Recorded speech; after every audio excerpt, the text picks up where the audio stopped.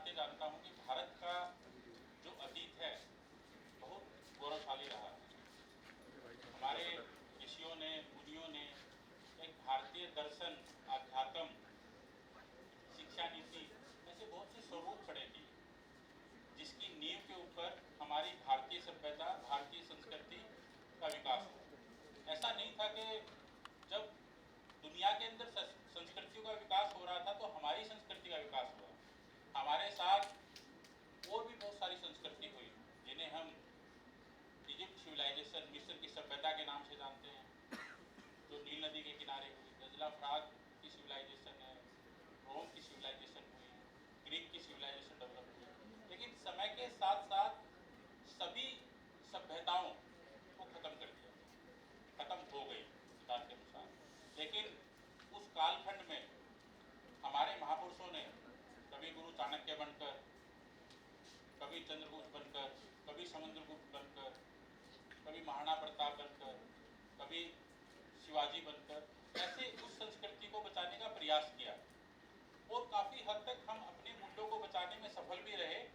लेकिन उस कालखंड के, उस ऐतिहासिक में हमने बहुत सारी महत्वपूर्ण चीज़ें हमारी हमसे छीन ली गई या हमने खो दी। और उस खोने वाली चीज़ में सबसे महत्वपूर्ण था हमारा भूभाग। जैसा विष्णु पुराण में वर्णित है, उत्तर या समुद्रश्च हिमाद्रश्च दक्षिणम तद्वर्ष नाम भारत भारतीय यत्र सन्ति, जिसका भौगोलिक रूप से भारत एक सीमाएं दिखाई गई हैं। उस सीमा के अंदर अगर आज हम बात करें तो भारत को खंड खंड करने का सबसे पहला प्रयास आज से करीबन 2500 साल पहले पारसी के राजा साइरस ने किया, भारत पर पहला आक्रमण किया। उसके बाद यवन आए, हुण आए, कुषाण आए, शक आए, मंगोल आए, तुर्क आए और लगातार आ ही रहे हैं। इस कालखंड में हम देखेंगे तो अफगानिस्तान का भाग 1876 में हमसे अलग कर लिया गया, 1904 में नेपाल हमसे को छीन लिया गया और षड्यंत्र करके, तिब्बत हमसे गया, बर्मा हमसे गई, श्रीलंका हमसे गई। 1947 में हम बात करें तो पूर्वी पाकिस्तान और पश्चिमी पाकिस्तान के नाम पर दो बड़े भारत माता के खंड हैं, कालखंड है, वो हमसे छीन लिए गए। तो हम देखते हैं कि लगातार एक राजनीतिक विभाजन के तौर पर भारत का कम से कम भी हम नियर अबाउट 40% से ज़्यादा हिस्सा भारत से हम छीन लिया गया। लेकिन जब हम बात करते हैं कि उस विभाजन से जो विभीषिका उपलब्ध हुई, निस्संदेह ही हमारे पास शायद उस व्यथा को समझने के लिए या व्याख्यान करने के लिए शब्द नहीं होंगे, लेकिन फिर भी हम उन स्मृतियों को आज याद कर रहे हैं। तो उसी कालखंड को एक हजारों साल के लगातार एक चीज़ों को समझने के लिए आज हमारा कार्यक्रम हुआ है। मुख्य रूप से विभाजन, विभीषिका स्मृति दिवस है। उसमें दो हम चीज़ याद रखेंगे कि एक हमारा जो खंड खंड भारत है वो जो हुआ है, माँ तेरे कुछ अंग कटे हैं और नहीं कटने देंगे, तेरे बेटे जाग उठे हैं और नहीं बटने देंगे। ऐसी परिस्थिति के साथ ये कोई विषय व्याख्यान का नहीं है, ये हमारे भाव का विषय है, ये हमारी समृद्धि का विषय है, ये हमारे अपनेपन का विषय है कि जिस देश के टुकड़े हों और अलग अलग हों, उसकी युवा पीढ़ी कैसे उस चीज़ को समझ सकती है। तो यही एक भाव है, ये हमें दिल में रखना है, समझना है कैसे क्या हुआ। इसी विषय को लेके आज हम सारे बातचीत करने वाले हैं। मैं अपनी वाणी को मेरी शब्दों के साथ समाप्त।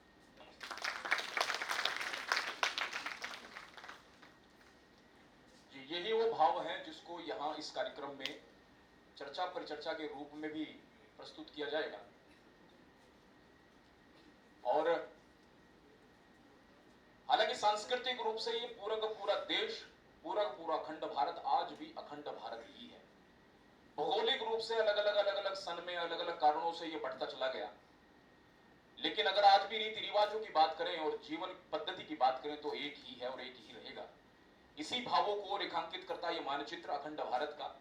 और आइए आप सबको जोड़ रहा हूं एक ऐसे नाटक से जो मिनिस्ट्री ऑफ इंफॉर्मेशन ब्रॉडकास्टिंग के अंतर्गत राष्ट्रीय नाट्य विद्यालय का है। मैं ये आग्रह कर रहा हूं अपने मंचासीन अतिथियों से कि वो सम्मुख बैठकर इस पूरे नाटक का अवलोकन करें, क्योंकि 20 मिनट का कार्यक्रम रहेगा ये। पुनः हम लोग मंच पर जुड़ेंगे, फिर आपका मार्गदर्शन हम सबको प्राप्त होगा ही। और मार्कंडेय आहूजा साहब इस विषय पर हम सबका मार्गदर्शन करेंगे, माननीय कुलपति जी का मार्गदर्शन हम सबको प्राप्त होगा। तो आपके समक्ष वो नाटक जिसका विषय ही पार्टीशन है, पार्टीशन अ ट्रेजेडी, राष्ट्रीय नाट्य विद्यालय का यह नाटक आपके लिए।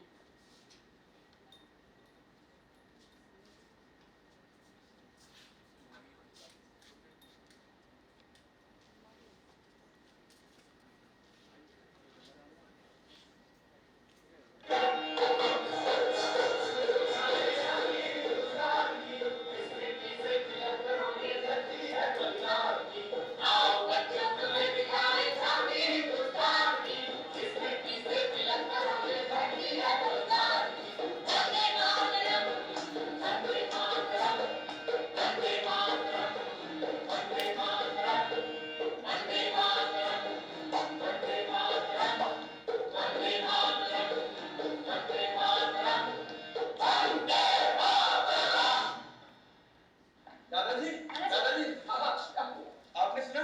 ये लोग कितना अच्छा गा रहे हैं। ये वंदे मातरम तो शब्द ही इतना सुंदर है कि इसे बार बार गाने और सुनने का मन करता है। लेकिन दादाजी, आज के दिन ये लोग गाना लिए क्यों गा रहे हैं? ये सब 14 और 15 अगस्त के आयोजन की तैयारी कर रहे हैं। दादाजी, 15 अगस्त तो मैं जानती हूँ कि स्वतंत्रता दिवस है, पर ये 14 अगस्त क्यों? 14 अगस्त को हमारे देश का विभाजन हुआ था। उस दिन को विभाजन विभीषिका स्मृति दिवस के रूप में हम सब मनाते हैं। दादाजी, ये विभाजन विभीषिका क्या है? विभाजन का मतलब नहीं समझते? जब विभाजन का मतलब नहीं समझते तो विभीषिका का मतलब क्या समझोगे? अरे बच्चों, ये देश हमारा पहले बहुत बड़ा था और बाद में इसका विभाजन। मतलब बांट दिया गया? हाँ, बांट दिया गया, लेकिन बांटना और विभाजन अलग अलग होता है। अब मान लो जैसे तुम्हारे पास 10 चौकी है, तुम दोनों को आपस में बांटना है, कैसे बांटोगे? 5-5 बांट लोगे। अब सोचो कि तुम्हारे पास एक ही टॉपिक है, तो क्या करोगे? मैं उसे तोड़कर 2 हिस्सों में बांट दूंगी। बच्चे, ये तोड़ना, उसे खंडित खंडित कर देना, यही विभाजन होता है।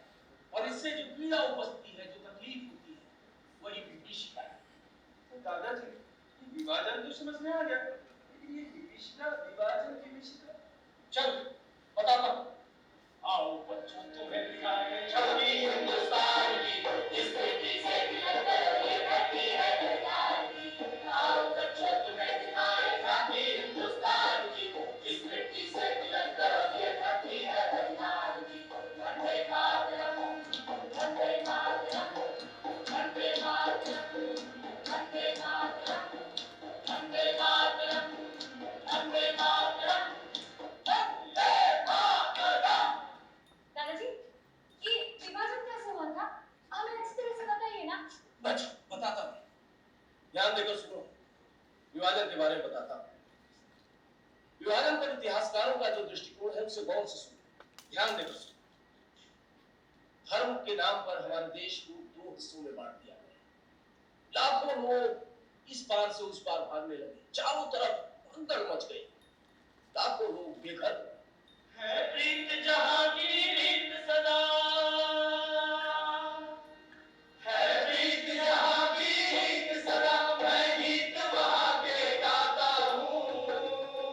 भारत का रहने वाला हूँ, भारत की बात सुनाता हूँ। है प्रीत जहां की रीत सदा। अखंड भारत का विभाजन अभूतपूर्व मानव विस्थापन और मजबूरी में पलायन का एक दर्दनाक काला इतिहास है। ये एक ऐसी घटना है जिसमें लाखों लोग अजनबियों के बीच एकदम विपरीत वातावरण में नया आशियाना तलाश कर रहे हैं। विश्वास और धर्म के आधार पर एक हिंसक विभाजन की कहानी के अतिरिक्त ये इस बात की भी कहानी है कि कैसे एक जीवन शैली तथा सह अस्तित्व का युग एकदम नाटकीय रूप से समाप्त हो गया। लगभग 60 लाख हिंदू, सिख और अन्य संप्रदाय के लोग जिन क्षेत्रों को छोड़कर आए वो बाद में पश्चिमी पाकिस्तान में 65 लाख मुसलमान पंजाब, दिल्ली और भारत के अनेक हिस्सों से पश्चिमी पाकिस्तान चले गए। 20 लाख हिंदू और अन्य संप्रदाय के लोग पूर्वी बंगाल, जो कि बाद में पूर्वी पाकिस्तान बना, उसको छोड़कर पश्चिम बंगाल। 1950 में 20 लाख और हिंदू और अन्य संप्रदाय के लोग पश्चिम बंगाल आए। 10 लाख मुसलमान पश्चिम बंगाल को छोड़कर पूर्वी पाकिस्तान